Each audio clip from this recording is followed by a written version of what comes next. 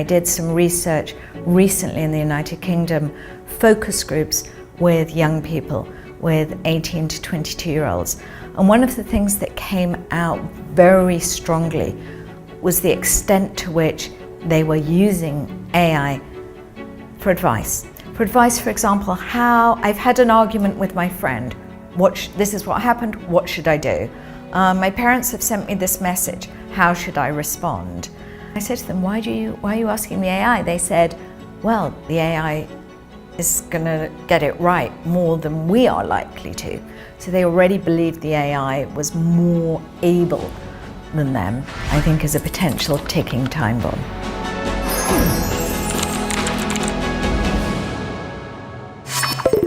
In 2002, when you came, the title of your talk was "Why Does Loneliness Make Us Vulnerable to Populism?" Now about 4 years has passed, and with the AI rising, what's different and what's same, and what's your perspective on it? So, if anything, loneliness has got worse. In the years since I wrote The Lonely Century, what we've seen is, if anything, an acceleration of how lonely people are. Young people especially lonely is what we're finding, and that's a real problem. And again, it's not just lonely in terms of not having friends or not having someone to hang out with. When I talk about loneliness, I'm also talking about this sense of feeling unheard, unseen, forgotten, this sense of feeling disconnected from one's fellow citizens and also from the state. Across democracies, across the world, less than half of people trust that their governments will be there for them when times are tough. What we've seen, unfortunately, is the trend, if anything, accelerate. With AI, I know in Korea people are on the whole optimistic and positive about AI. And there is a lot to be positive about, especially for Korea, given its dominance in semiconductors. But across the world, people are increasingly also worried about the risks, especially about what it will do to jobs. And that worries me with the loneliness framing, because what I saw in my research was that one of the things that exacerbated the rise of populism wasn't just that people felt lonely and disconnected from the state and from their fellow citizens, but also that they were very fearful about their future. And one of the drivers for that fear, when the rise of populism started before President Trump's first presidency, one of the drivers was this fear of technology taking jobs. And again, we're entering an era where technology is likely to take away jobs. The other thing is people are not talking to people, they're talking to the AI more. And so that even though they feel they have a friend or they feel more close or they could be more frank to it, they're not actually talking to a human being, but talking to the machine. How do you see this kind of trend? So in my book, The Lonely Century, I talked about the rise of what I call the loneliness economy. So products and services being designed to deliver connection and community. And AI in many ways is at least partly designed to do just that, because think of your interactions with AI. It's always telling you how great you are. It always thinks your ideas are fantastic. I mean, AI is designed to be this sycophantic friend who's always there for you and always going to kind of affirm and confirm whatever it is you think. So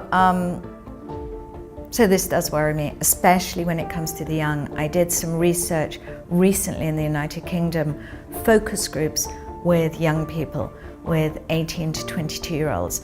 And one of the things that came out very strongly was the extent to which they were using AI for advice. For advice, for example, how I've had an argument with my friend.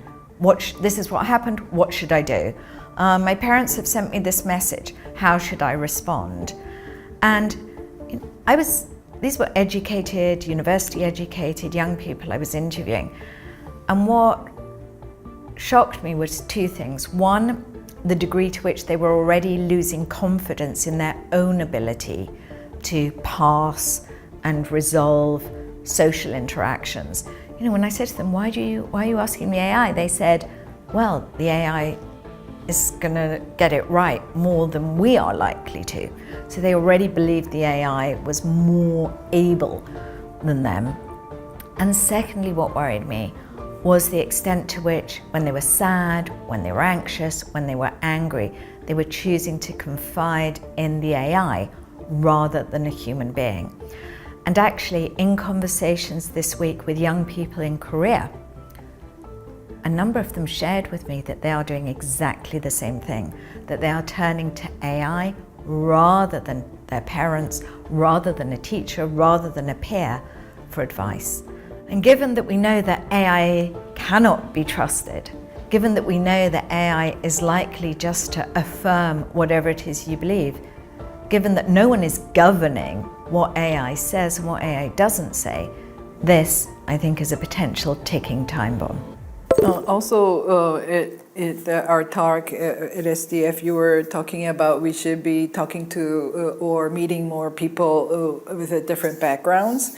But these days, we kind of feel we're more separated, we're more far away than closer. How should we rebuild these bridges at this time? What the research shows very clearly is by doing things together, by creating things together, by working together, that people focus much more on what they have in common and see how they can help each other rather than what pulls them apart. The other thing is, the government has to make sure that it is investing enough in what I call the infrastructure of community. So physical spaces where people can come together, be together, do things together. And I think there's another thing when it comes to coming together that we should think about. How can we not only decide how to bring people together top down, but how can we include ordinary people in creating these initiatives themselves? There's a phrase I often use: if we build it, they will come. If they build it, they will stay. How do we help citizens build together these new institutions of collectivity? Also this year, SDF is focusing on who owns your mind, defining the cognitive sovereignty in the age of AI. What do you think is most urgent, or is there other also issues that come into mind?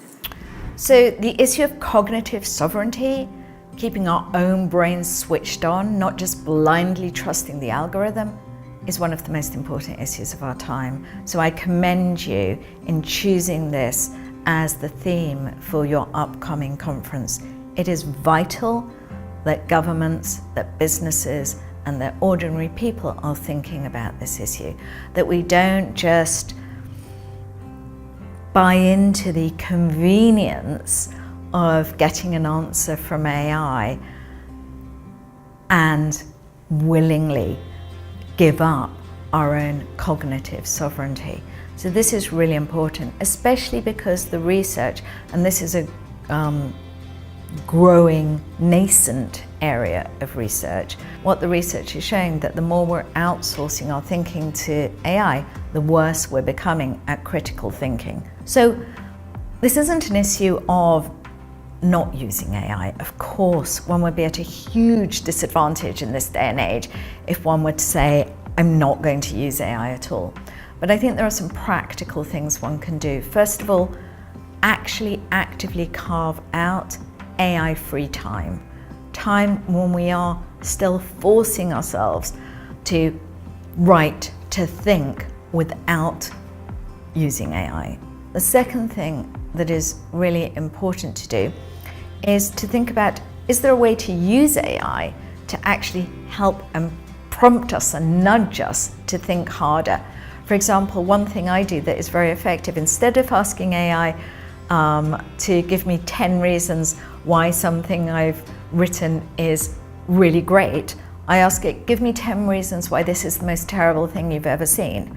So that it can force me to look at a counterfactual, a different point of view, and then think about that. Or another thing, ask AI to ask you what questions you should be asking, not give you the answers. What questions should you be asking? Because actually what we need now more than ever, at a time when time is changing as fast as this, what we need is to be able to interrogate, ask questions, and importantly, bring into our thinking, actively seek out people with different points of view. You also raise the question, the important, vital question of what AI is going to do to jobs. And again, something I'm thinking a lot about, especially as it impacts young people and also women. As my research has identified, women are the group who are likely to lose their jobs first and fastest. Because when we look at jobs that are most likely to be replaced by AI fastest, they are predominantly female professions.